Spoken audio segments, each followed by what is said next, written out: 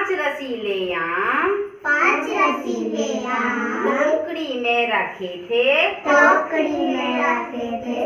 एक माला ने खा लिया, एक माला ने खा लिया। कितने बचे शेष? 4 4। कितने बचे? 4। गिनो। 1 2 3 4।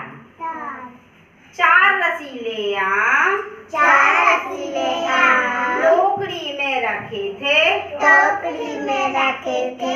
एक माला ने खा लिया, एक माला ने खा लिया। कितने बचे शेष? 3। कितने बचे?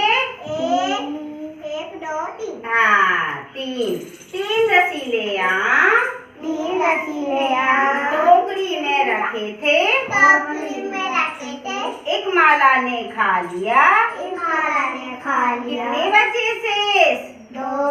2। कितने बचे? 2।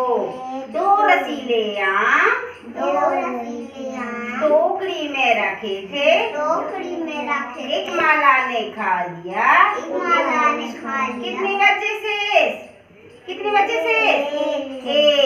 एक रसीला आम एक रसीला आम टोकरी में रखे थे, टोकरी में रखे थे। एक माला ने खा लिया, एक माली ने खा लिया। कितने बचे शेष? 0। कितने बचे शेष? Zero। Very good.